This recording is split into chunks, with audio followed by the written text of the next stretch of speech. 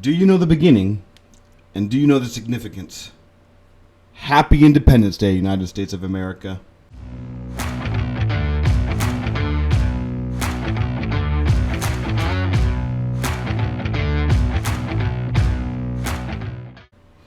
Welcome back. Thanks for stopping by Two Hands and a Foot. Before we get going today, go ahead and click that like button. Click that subscribe button if you haven't already. Click that notification button so you don't ever miss an episode. And then please, we want to make this channel big, so go ahead and share this with all of your friends. Let's get into it. Now, we've all heard the phrase, life, liberty, and the pursuit of happiness. Let me ask a simple question. Do you know where that comes from? And if you do know where that comes from, do you know what else is in that document? We're talking, of course, about the Declaration of Independence. That was signed on July 4th, 1776. So on this day, 237 years ago, we signed one of the most important documents in world history. Obviously, it's one of the most important documents in the history of the United States, but in world history, it's one of the most important documents. So, again, that's where we get the phrase life, liberty, and the pursuit of happiness. But the question then is, do you know where that is? Do you know what else is in that document? So today we're going to go over that. So let's start off with reading from the script. This is what the Declaration of Independence states. In Congress, July 4th, 1776. The unanimous declaration of the 13 states of America. When in the course of human events, it becomes necessary for one people to dissolve the political bands which have connected them with one another, and to assume among the powers of the earth the separate and equal station to which the laws of nature and of nature's God entitle them, a decent respect to the opinions of mankind requires that they should declare the causes which impel them to the separation. Now that basically is just saying, if you're going to do something like this, you better have a good reason. You need to be able to state up front clearly what your reasoning is behind this Declaration of Independence. That is what they're saying in this first paragraph. This sets the stage for what comes next. Hey, we're going to be doing this, and these are the reasons why we're doing so. Paragraph 2. We hold these truths to be self-evident, that all men are created equal, that they are endowed by their Creator with certain unalienable rights, that among these are life, liberty, and the pursuit of happiness, that to secure these rights, governments are instituted among men, deriving their just powers from the consent of the governed, that whenever any form of government becomes destructive of these ends, it is the right of the people to alter or to abolish it and to institute new government, laying its foundation on such principles and organizing its powers in such form as to them shall seem most likely to affect their safety and happiness. Now, all that is saying there, again, summing it up, is everybody has God-given rights. And the government is there just to protect those rights. And when the government decides it doesn't want to, it is the right of the people that are governed to do something about it. Let's continue. Prudence, indeed, will dictate that governments long established should not be changed for light and transient causes, and accordingly, all experience hath shown that mankind are more disposed to suffer while evils are sufferable than to right themselves by abolishing the forms to which they are accustomed. But when a long train of abuses and usurpations pursuing invariably the same object, evinces a design to reduce them under absolute despotism.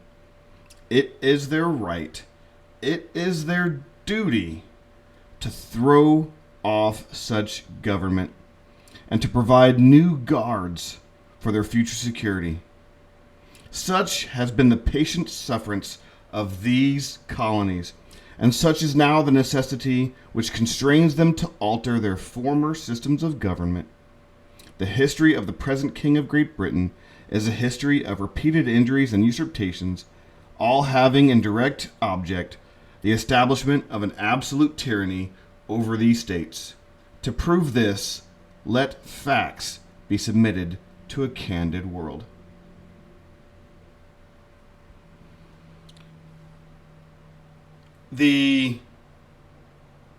That is a long part, and basically that's saying that if a citizenry has a grievance for which it's not being addressed, they need to address it. Something needs to happen. It's their duty to make something happen. So, I'm not going to list all of them, but there are 27. There's a list of 27 grievances that were listed on this document. So, and they're not trite or meaningless grievances either. So, I'll have the link in here and you can read them for yourselves. Because they're 27 of them, they're long and they're complex. I don't want to go over all of that. I'm just doing a general overview here. 27 grievances. Interesting. Let's go back. After the grievances have been stated, in every stage of these oppressions, we have petitioned for redress in the most humble terms. Our repeated petitions have been answered only by repeated injury. A prince whose character is thus marked by every act which may define a tyrant is unfit to be the ruler of a free people. What that's saying is, hey, we have told Britain, you guys are jacking up. You need to fix it. And every time they've done that, Britain has come back and oppressed them more. And so what they're saying is that a ruler of whatever title isn't fit to be a ruler if they're a tyrant. Let's continue. Nor have we been wanting in attentions to our British brethren. We have warned them from time to time of attempts by their legislature to extend an unwarrantable jurisdiction over us. We have reminded them of the circumstances of our emigration and settlement here. We have appealed to their native justice and magnanimity, and we have conjured them by the ties of our common kindred to disavow these usurpations, which would inevitably interrupt our connections and correspondence. They, too, have been deaf to the voice of justice and consanguinity. We must, therefore, acquiesce in the necessity which denounces our separation, and hold them as we hold the rest of mankind, enemies in war, in peace, friends. What they're saying here is, okay, they tried to address the situation with the government overseas. Now they're trying to address the situation with the British here in America and the colonies at the time. They're trying to address the issue with them here, saying, hey, remember why we came across the ocean. We wanted to get away from that tyranny type of an environment. And now it's bleeding over here, and we don't want that. And the British here turn their backs. Now, here's one of the best paragraphs written of all time. Stick with me here. We, therefore, the representatives of the United States of America in General Congress, assembled, appealing to the Supreme Judge of the world for rectitude of our intentions, do, in the name and by the authority of the good people of these colonies, solemnly publish and declare that these united colonies are, and of right ought to be free and independent states, that they are absolved from all allegiance to the British Crown, and that all political connection between them and the state of Great Britain is and ought to be totally dissolved, and that as free and independent states they have full power to levy war, conclude peace, contract alliances, establish commerce, and to do all other acts and things which independent states may of right do. And for the support of this declaration, with a firm reliance on the protection of divine providence, we mutually pledge to each other our lives, our fortunes, and our sacred honor. 247 years ago,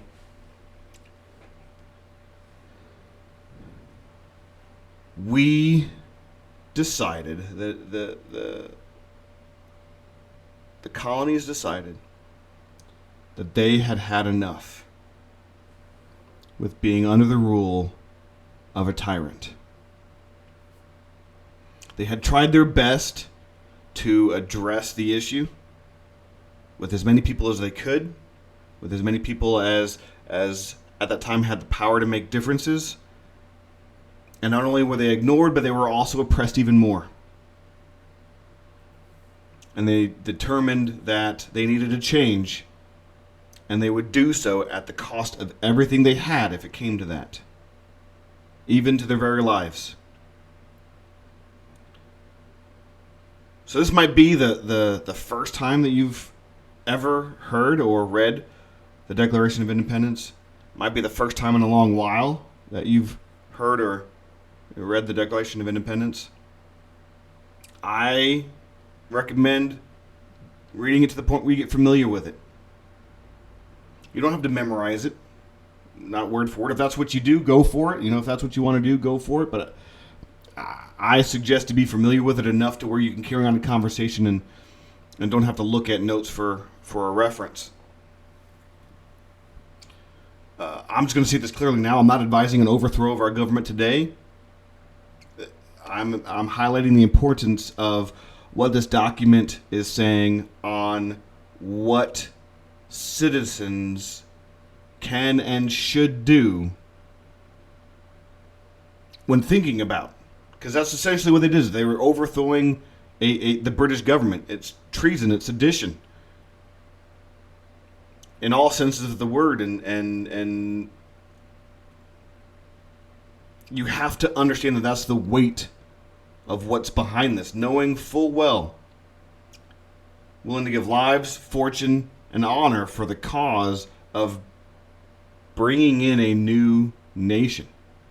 A United States of America. Like I said, I'm not advising an overthrow right now. I'm not. So no one can accuse me of doing that. I'm wanting people to consider and understand the weight of what they did. The serious nature of doing something like this. And then to not be dissuaded into doing good because of potential outcome. A lot of times, and especially in difficult times when it's hard to pick the right thing to do, and you pick the right thing to do, you're going to get backlash. You're going to get resistance. You're going to get attacked for doing the right thing. Because evil doesn't like good. And especially when evil's in power, they're going to try to shut you down. And so I'm just wanting you to understand the weight of what they did. 240 years, and in spite of all of its imperfections,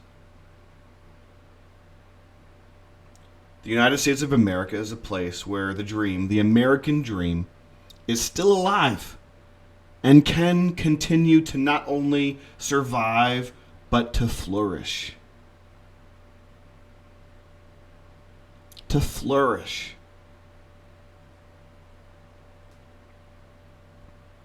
And so